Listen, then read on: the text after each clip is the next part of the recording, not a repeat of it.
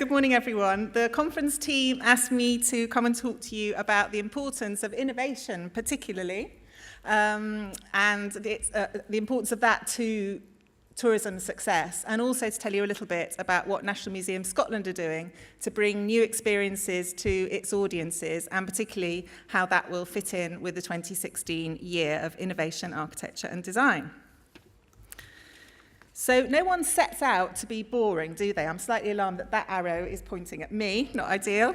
I took this on my phone in the Old Town just the other day when I was preparing for today, and I thought either these workmen were not really expecting much in the way of passing trade, or it was a kind of sign in a different way. Scotland calling. 2016 is around the corner. Anything dull and predictable, get out of town. Innovators, step up to the plate. So what's the requirement? What is innovation? Well, ironically, innovation is nothing new, of course. Anybody remember Tomorrow's World? Raymond Baxter. Now looking a bit yesterday's world, isn't it? In its full 70s get-up. More TV science. Professor Heinz Wolff and the Great Egg Race. Anyone remember that? No. And BBC Horizons, presenting the cutting edge of science, but that series has just turned 50 years old. So innovation really doesn't stop. And Britain's good at it. So the respondents to the Nations Brand Index that GfK and Holt run rate 50 different countries around the world in different criteria. And out of those 50 countries, they rated Britain 5th as a major contributor to innovation in science and technology, and 4th as a creative, cutting-edge place with new ideas, new ways of thinking. And it gets better.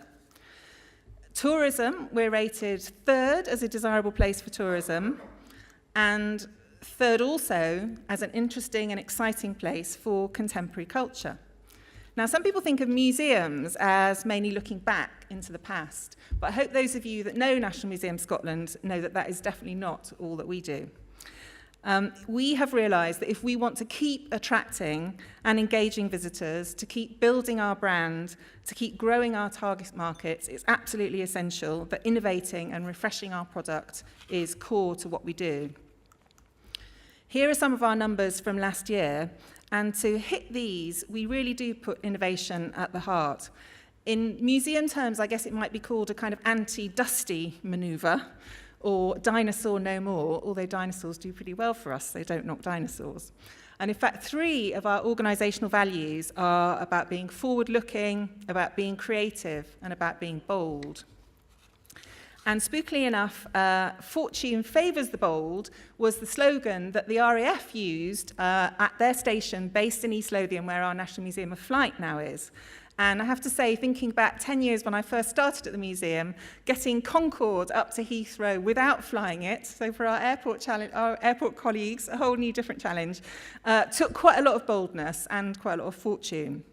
So we've learnt really about innovation. Don't flinch from a big challenge like that, and that thinking big can really pay big dividends for your businesses.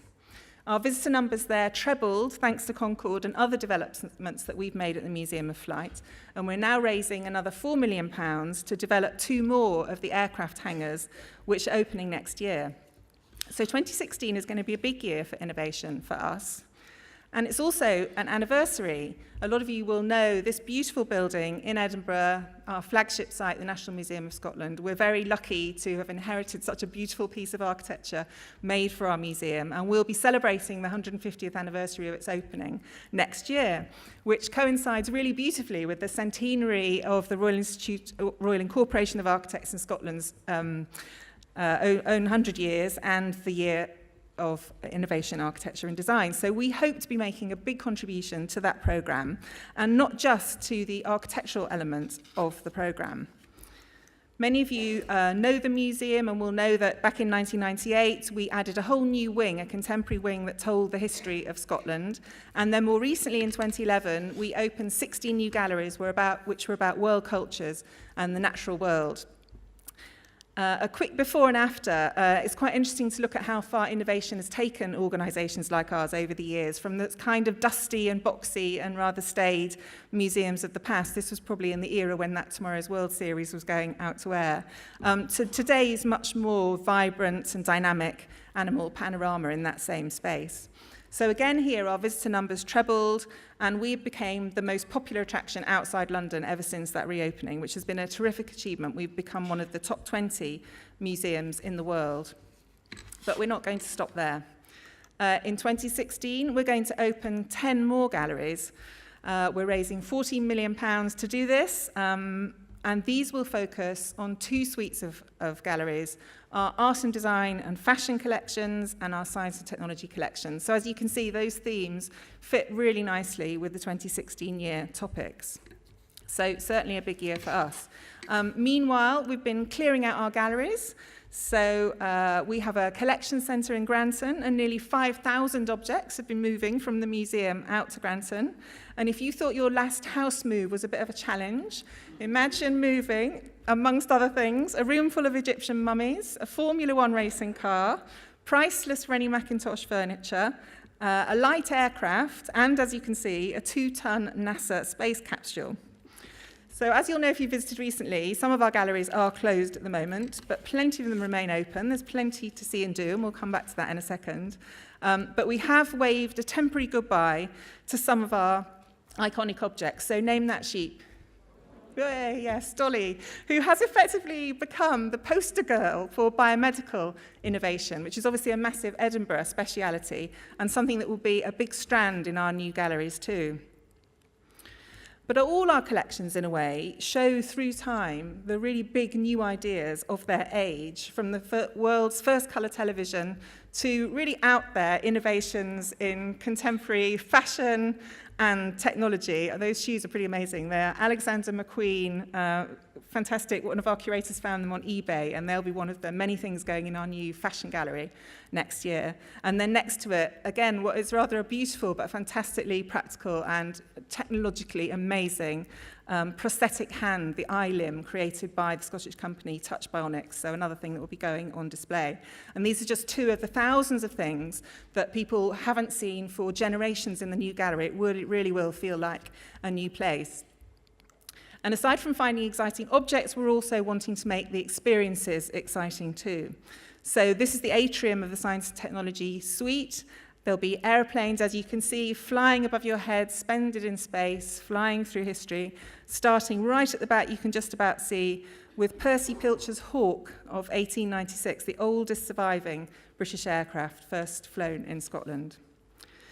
The new galleries are going to be really interactive as well. We're looking for new ways of understanding these objects and telling their stories to our visitors. There'll be over 60 mechanical or digital hands-on interactives in AV, and this Energize, as it suggests, one of our destination galleries will be highly energetic. One of my favourite exhibits is that human-sized hamster wheel, so you'll be able to leap on there. If you can get it going at a decent enough speed, it will light up those thousands of lights on the ceiling. Oh, I think that's going to be fantastic. Can't wait for that one.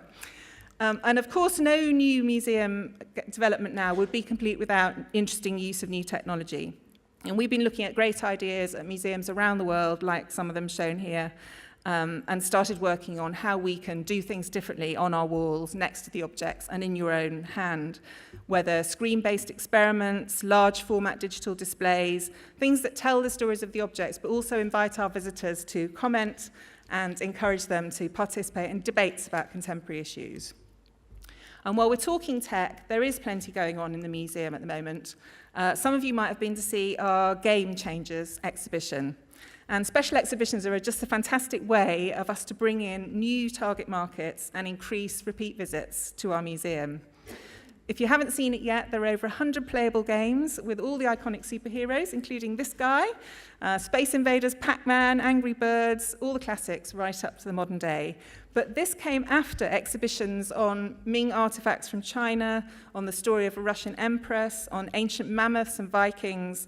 So innovation isn't just about shiny new things, it's about telling stories in new and interesting ways and keeping them changing.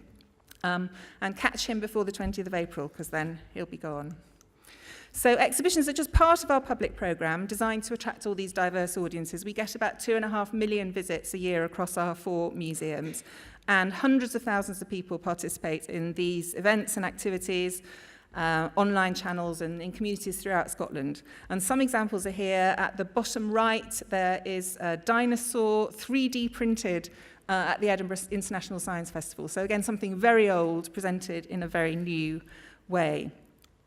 And I just want to end on a picture of the International Science Festival because we do lots of good stuff for them, but it also stands as a representation of our enthusiasm to work in partnership. And of course, innovation often comes from people coming together from different spheres, different worlds, and sparking ideas off each other. So if anybody is interested in getting involved in the Year of Innovation, Architecture and Design, or coming and working with us to celebrate the opening of our new galleries and our new hangars and boosting your own business in the process, please do come and talk to me and make your move. It's only around the corner. Thanks very much.